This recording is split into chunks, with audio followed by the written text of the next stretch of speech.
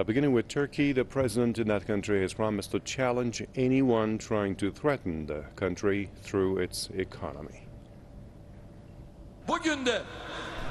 Today, some people are trying to threaten us through the economy, through sanctions, foreign exchange, interest rates, and inflation. We are telling them, we've seen your games, and we are challenging you.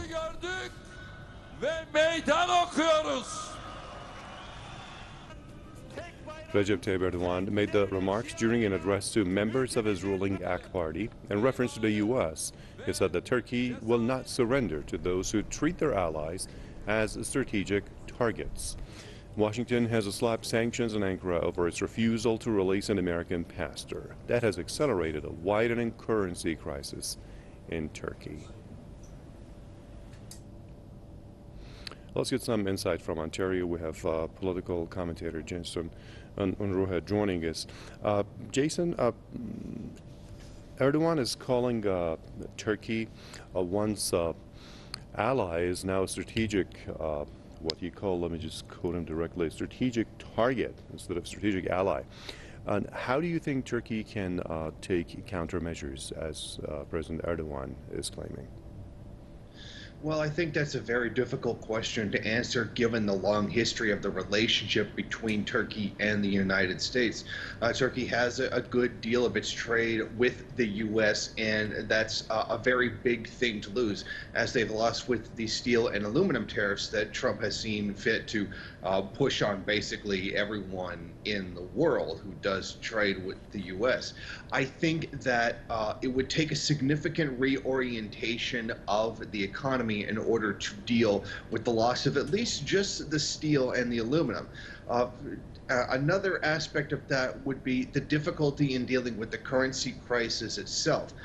Many commentators have suspected that, have outright even said that perhaps that the Turkish president doesn't really understand the role of the central bank in the regulation of the economy. One of the mistakes he seems to have made is not adjust inflation, not adjust the interest rate according to growth within the country, and thus, as a result, that while there has been significant growth in the economy, commodity prices have significantly increased due to the incoming inflation as a result, and some of that was not dealt with by government policy. So a lot of people do see that and think that it probably plays a big part into the situation.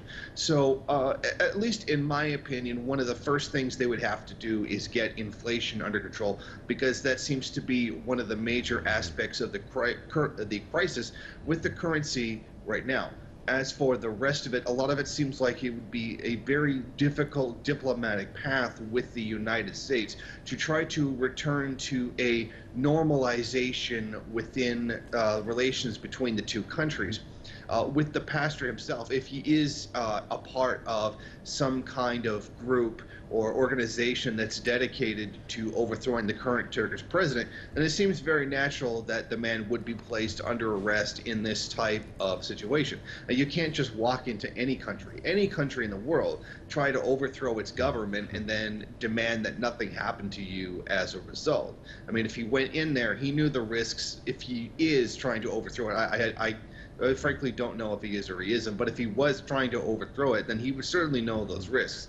And it's certainly very hypocritical of the United States to be so adamantly opposed or demanding of the release of somebody that was sent in to do that, when they so frequently do that to many countries around the world. But I think that the problems between Turkey and the United States right now, particularly with regards to the economic problems within Turkey, are largely due to a diplomatic rift between the United States and Turkey itself. All right, thank you for the comments. That was Jason Unruhe, political commentator analyst, joining me from Ontario.